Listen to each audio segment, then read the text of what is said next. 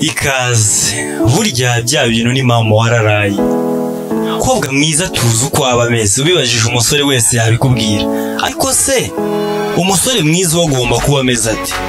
Ni ibihe bintu 10 bikurura abakobwa cyane ku muhungu ku buryo akubona akavuga ati wow, mbega umusore w'imfura, ati basi nanjye uriya musore cyazamu. Ntubona umusore ukunzwe agomba kuba ameze ati? Tugiye kureba ibintu 10 abakobwa bahuriyeho bibakururira kwishimira umuhungu, ibintu 10 abakobwa bakundira ku muhungu, ibintu 10 biranga umusore mwiza. Ngendi Jacques Karivano kuri Facebook, Twitter cyangwa se Instagram. Iyi ni Kodo TV. Ni iby'agaciro kuba warakoze subscribe hano, si ikintu wakoze uzicuza. Byaba binababaje nawe utarabikora, ariko aka niko kanya. Reba nditse subscribe mu ibara ritukura hasi uhakore, nubona akantu kameze nk'inzogera iruhande nabwo ugakoreho.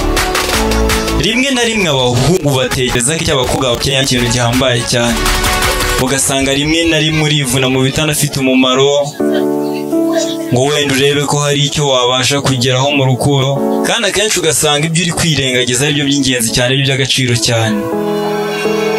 Akenshi abakobwa babitwara cye kuko baba babona ko igihe kitaragera ibintu bizagenda neza, cyangwa bakaniyumanganya kandi babangamiye mu by'ukuri. Hano hari ibintu bishobora umukobwa yumva kunze uwo ari we wese ubyujuje, kabone n'ubwo baba batari mu rukundo, ariko biramunyura bigatuma kwiyumvamo cyane. Ikintu cya mbere, ubwigenge. Abagore cyangwa abakobwa bakunda umugabo wihagararaho, mbese wumva ko afite ubushobozi bwo kwikemurira ibibazo byose mu mbaraga ze, kuko ibi babifata nko kwiha agaciro. Cya kabiri,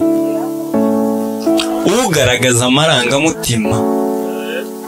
Umukobwa aba akeneye umuntu utuma ashima, rimwe na rimwe utuma abasha guseka, mbese ukora ku buryo umunsi urangira habaye ikintu cyosaba, ku buryo bahuza urugwiro, buri wese akabasha kuhavana ibyishimo. Ikintu cya gatatu, guhuza mu biganiro. Ikintu cya gatatu, guhuza mu biganiro. Guhuza mu buryo bw'imiganirire mu bintu bituma bakundana babasha kuganira byimbitse, bigatuma urukundo rwabo rubasha kuramba. Ibi ugomba kubyizera ko biri mu byo umukobwa akeneye kugira ngo mubashe kubana neza. Abasha kukubwira ibyo atekereza, ukamugira inama, nawe ukamubwira uko ubyumva, byaba ngombwa nawe ukamubwira ibikuri ku mutima. Ikintu cya kane, gusabana n'abantu. Iyo umukobwa atekereje kuba yakundana n'umuhungu, atekereza uko azaba agaragara mu nshuti ze, mbese areba umuntu uzamuhesha agaciro ku buryo azanyurana umucyo mu nshuti ze. Uba ugomba kuba umuntu yumva ko yishimira kugendana nawe aho ariho hose, mbese waba udahara kumva afite icyo abura imbere ye n'inshuti ze. Icya gatanu, umukobwa akunda umusore ufite ubwenge.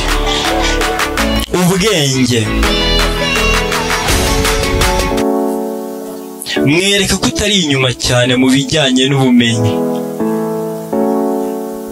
ndetse unaharanire gukomeza kugaragaza ko ufite byinshi ugomba kugeraho. Mbese ugerageza gukora ibintu wongera ubumenyi nibura rimwe ku munsi, nawe bizagufasha kuba umuntu usobanutse, kandi binatuma urukundo agufitiye rwiyongera kuko ababona ko ufite ahazaza heza. Ikintu cya gatandatu ni icyizere. Kwiyizera ntabwo bivuze kugenda mu nzira wikomanga mu gatuza, cyangwa kugenda mu nzira uca ibiti n'amabuye ngo ukanga abantu abibone. ahubwo ibyo bigaragaza kutigirira icyizere. Icyizere agukeneyeho nuko wiyakira ukuri kandi ukumva bikunyuze, ubuhuriwe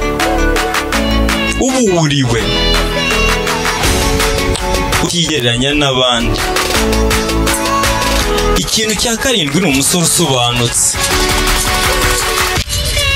Abenshi twumva gusobanuka nko guhora ukeye, wambara neza, ufite isuka ahantu hose, mbese nubwo nabyo ntacyo bitwaye, gusa gucya si ukwigira umuntu udasanzwe ngo wigire igitangaza.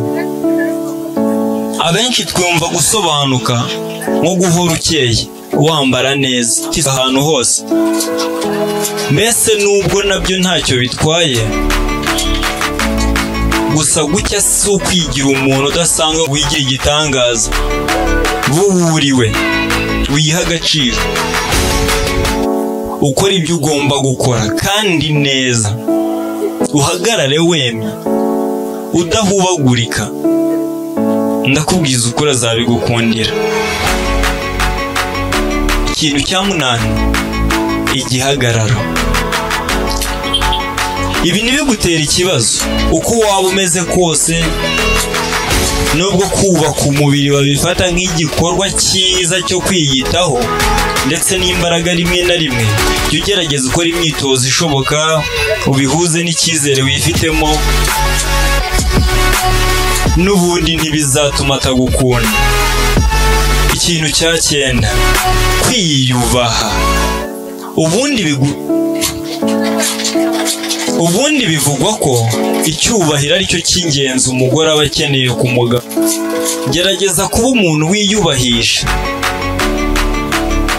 umugore wawe ku buryo yumva ko umuhesha ishema aho ariho hose nubwo yaba adahari. Mbese ugerageza kuba umunyakuri kandi ukorana ubushake inshingano zawe zose. Ikintu cya 10, ubwiza. Bishobora kumvikana nk'ibitangaje ikiri ijambo risobanuye ku muntu wese, ariko nta muntu n'umwe wifuza gukundana n'umuntu twita ko atari mwiza cyangwa twita ko ari mubi. Ku batabasha kubisobanukirwa neza, reka mbamare mugenge ko n'ubundi ubwiza uwo ari we wese agira uko abubona bitewe n'ibyo agenderaho. Rero niwigirira isuku ukambara neza, nta kabuza ntihazabura umuntu ubona kuri mwe akabigukundira. Kandi uri kwicara ngo umutekerereze. Turebeye hamwe ibintu 10 umukobwa akundira umusore, cyangwa ibintu 10 abakobwa bahuriyeho bibakurura kwishimira umuhungu. Twabonye ko ikintu cya mbere ari ubwenge, icya kabiri ugaragaza amarangamutima, icya gatatu guhuza mu biganiro, icya kane gusabana n'abantu cyangwa ubwenge, gatandatu ni icyizere, karindwi ni umuntu usobanutse, 8 ni kwiyubahisha ni ikintu cya 9, icya 10 ni ubwiza. Ni iby'agaciro kuba ukoze subscribe ahangaha kuri Kodo TV, kandi niba utarayikora uyu niwo mwanya mwiza wo kuba wayikoraho, kuko aha hantu ni ahantu uzaba ukahishimira ntabwo uzigera wicuza. Turi bamwe mu bambere kuri YouTube bazaguha ibitekerezo, inama, amasomo wagenderaho mu buzima bwa buri munsi. Wanyandikira kuri WhatsApp ufite icyo ushaka kumbaza, 875 Ngende Jean Kodo Karivano kuri Facebook, Twitter na Instagram. Iyi ngiyi ni Kodo TV, tubagezaho ibiganiro bitandukanye kandi uruha agaciro kuri mu buzima bwacu. Warakoze cyane kandi n'ubu ngubu baracyakora kuba warumurikiranye. Imana ikurinde kandi gwe wifuza mu buzima bwawe bwa buri munsi. Ejo ni heza, nge nawe namwe dufatanyije. Hasta la vista. Imana ibuzuriza indoto zanyu.